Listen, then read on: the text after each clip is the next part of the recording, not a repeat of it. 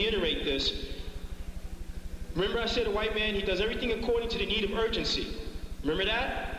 Well, also, he plans that way too. He does long-range planning, short-term planning. And in his long-range planning, he knows which specific date or year he's going to bust his move on us. And he plans backwards. That's called backwards planning. He takes the clock and he winds the clock back. And everywhere, and every instance on that clock, he fits in a piece of the plan. So, to keep me and you from walking in and walking out the door with the entire plan, he won't do that. Everything's broken up by phases or categories. All right, this is how he does this. Okay, now I want to go right over to chemical attack. All right, y'all familiar with AIDS? You're familiar with other type of diseases and germs that we got going down. Well, you ain't seen nothing yet. You think you've seen something? AIDS is a joke compared to what this guy's got. This guy's got stuff that they say is only designed for the battlefield. The battlefield is anywhere he wants it to be. He's got what you call nerve agents. Nerve agents are either persistent or non-persistent. Nerve agents have no smell, no color, no taste, and they can release nerve agents right here, man. And you walk in and your entire system is thrown out of whack. You have no idea, man, what has happened to you. Go right into cardiac arrest. Nerve agent can kill you in about 8 seconds. And I don't know if you noticed, they do release nerve agents from time to time in our communities. You know how you know? When you wake up wee hours in the morning, like 2 and 3 o'clock in the morning, your heart's beating, accelerated, you hear the dogs and the cats howling, all of them. Pay close attention to that, man. They're releasing it on you. And one of the things that I had ample opportunity to do is not only train in urban warfare, but I took a separate course in what they call NBC, Nuclear Biological Chemical Warfare. And that was a 6-month-long course. Not every day, but it was like on weekends.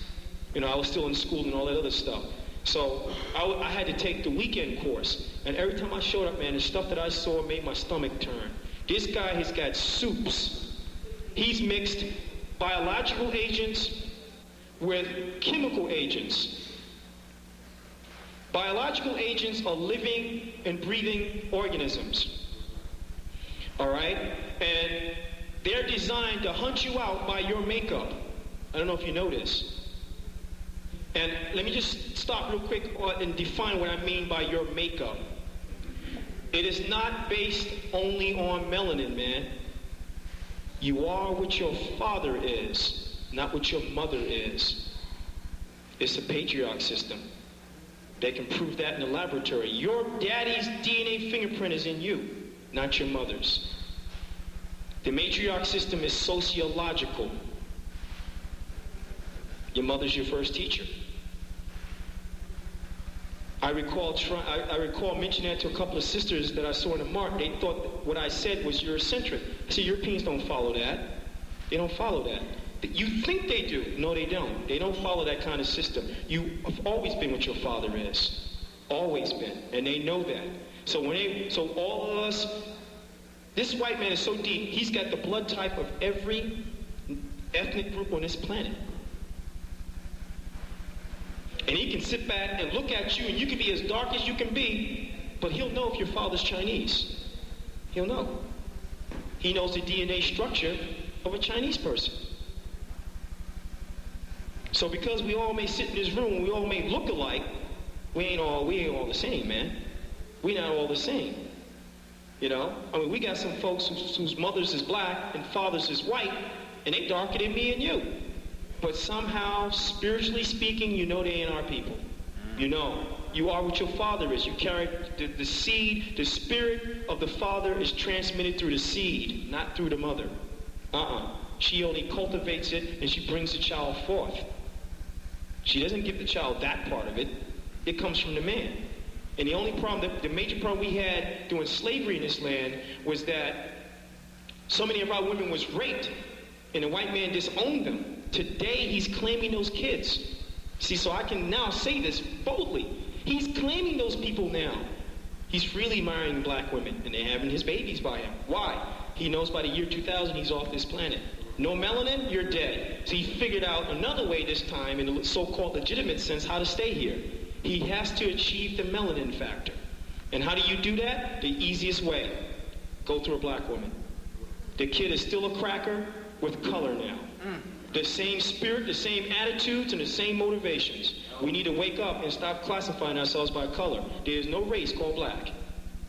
Don't make the mistake and do that. Johann Blumenbach invented that in the 1700s. And he was a racist Jewish guy from Germany.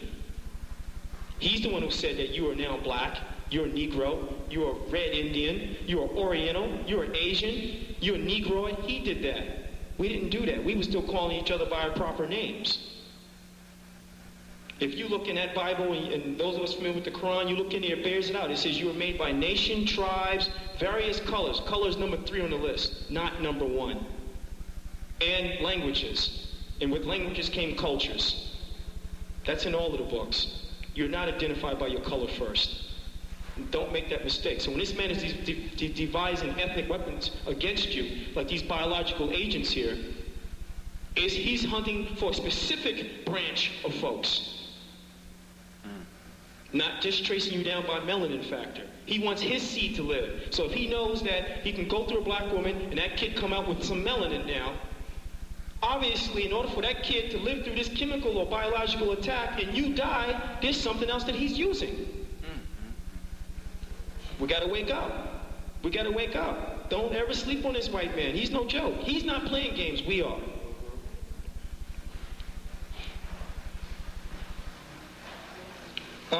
Wear protective clothing.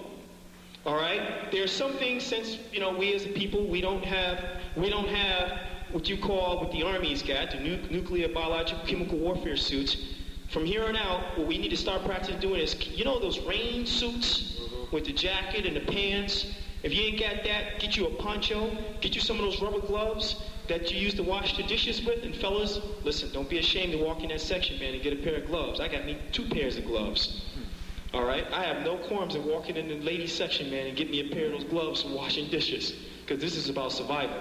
Those things are going to keep that stuff off of you. When it rains and you hear planes flying over the clouds, man, I don't think you want to be outside. I don't think so. I don't think so. Why? They can spray this stuff and lace the clouds with it. And here it is. Every now and then I may get a strange rash on me. I know I'm eating correctly. I'm sure of that. I take my vitamins. I take my herbs. But every now and then I get this fungus on me. And I know what that's a result from. That's from chemical attacks, biological attacks. While you're walking around, the spores, they fly out and boom, they latch onto you.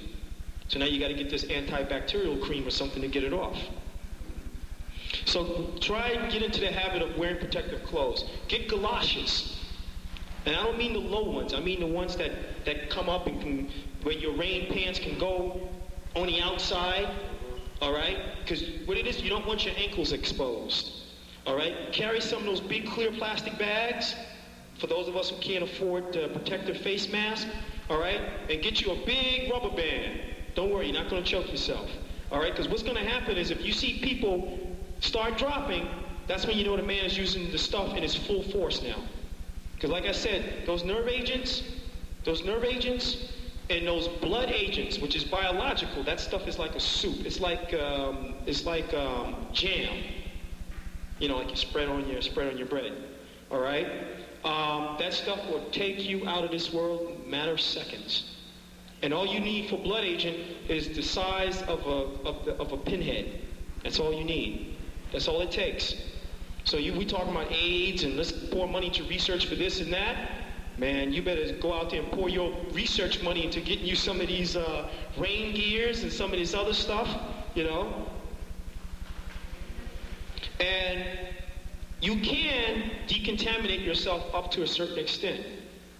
That is, if you see it and you feel raindrops, you say, why is this stuff is thick and gooey? Well, let's try. Here's what I'm working on right now, just so you know. I'm working on putting together a simple, uncomplicated survival guide for those of us folks who live in the city. Just a simple list, that's all, man. Look, get a couple of icicle pop sticks, a couple of this, get some hydrogen peroxide, get some antibacterial soap, and after you put your bag on, you got your little kit with you, because you're going to need to know how to do stuff. all right? And get out and get into a building somewhere. And then immediately, hey, is there some water in here? Okay, fine, let's try to use this water. How to chlorinate water.